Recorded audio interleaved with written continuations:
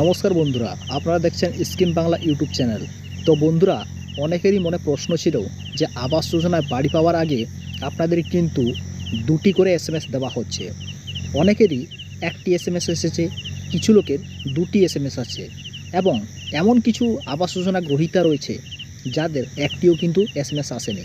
তবে প্রশ্ন হচ্ছে, যদি আপনার মোবাইলে এসএমএস না এসে থাকে, একটিও যদি এসএমএস যদি না এসে থাকে, তবে কি আপনারা বাংলার আবাস যোজনার টাকা পাবেন না বা প্রথম কিস্তির 7,000 টাকা পাবেন না? তো আজকের এইটা নিয়ে আমি আপনাদের পুরো তথ্যটা ফাঁস করতে চলেছি। দেখুন, এটি দেখতে গেলে কিন্তু আপনাকে ভাবনা চিন্তা করতে হবে, কেননা আজকে আমি এই বিষয়টি নিয়ে আপনাদের একটি কমিউনিটি দিয়েছিলাম, এর আগেও দিয়েছি। অনেকেই কিন্তু বলেছেন যে হ্যাঁ, দুটি এসএমএস পেয়ে গেছি, কেউ বা বলছে একটি এসএমএস পেয়ে গেছি, আবার কেউ বা বলছে যে না, আমরা একটি এসএমএস পাইনি। তো এক্ষেত্রে কি আমরা টাকা পাবো না? তো অবশ্যই বন্ধুরা, এর জন্য আমি আপনাদের এই ভিডিওটি নিয়ে এসেছি। সম্পূর্ণ ভিডিওটি দেখতে থাকুন, কেননা বাংলায় আবাস যোজনা প্রথম কিস্তির টাকা পাওয়ার ক্ষেত্রে আপনাকে এই বিষয়টি কিন্তু মাথায় রাখতে হবে এবং জানতে হবে যে ওটিপি যে ভেরিফিকেশানটি হচ্ছে, সেই ওটিপি ভেরিফিকেশান করার জন্য কি আমাদের মোবাইল নাম্বারে দুটি কিংবা একটি এসএমএস আসবে? যদি এসএমএস না এসে থাকে, তবে কি আমরা টাকা পাবো না? আমি কিছুক্ষণ আগে এইটা নিয়ে কিন্তু গ্রাম পঞ্চায়েত অফিসে গিয়েছিলাম।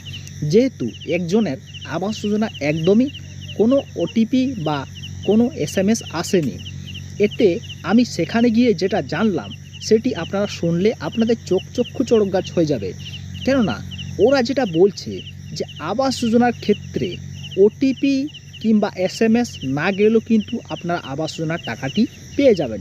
এটি ম্যান্ডেটারি নয় যে আপনার আবাস যোজনার ক্ষেত্রে কোনো ওটিপি বা কোনো এসএস আসবে কিংবা একটি এসএমএস কিংবা দুটি এসএমএস। যাদের ক্ষেত্রে গিয়েছে তারাও তো টাকা পাবে, কিংবা যাদের ক্ষেত্রে যায়নি তারাও কিন্তু টাকা পাবে। অন্যদিকে যদি আপনাদের এসএমএস যদি না এসে থাকে, আপনারাও চাইলে কিন্তু গ্রাম পঞ্চায়েত অফিসে গিয়ে যোগাযোগ করবেন। সেখানে আপনাদের পুরো তথ্য জানিয়ে দেওয়া হবে।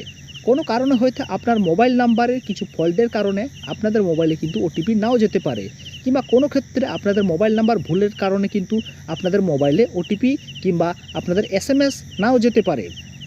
তবে আপনারা এটা নিয়ে কোনো চিন্তা করবেন না, আপনার সরাসরি চাইলে গ্রাম পঞ্চায়েত অফিসে গিয়ে খোঁজ নিতে পারেন। আর যদি না পেয়ে থাকেন কিংবা না যদি আপনারা যেতে চান, তবে আপনাদের চিন্তার কোনো কারণ নেই, কেননা এটা যেহেতু বলে দেওয়া হয়েছে যে আপনাদের এসএমএস না হলে কিন্তু আপনারা টাকা পেয়ে যাবেন। তো বন্ধুরা, এই ছিল আজকে কিন্তু ক্লিয়ার করা বাংলা আবাস যোজনা এসএমএস সংক্রান্ত তথ্য।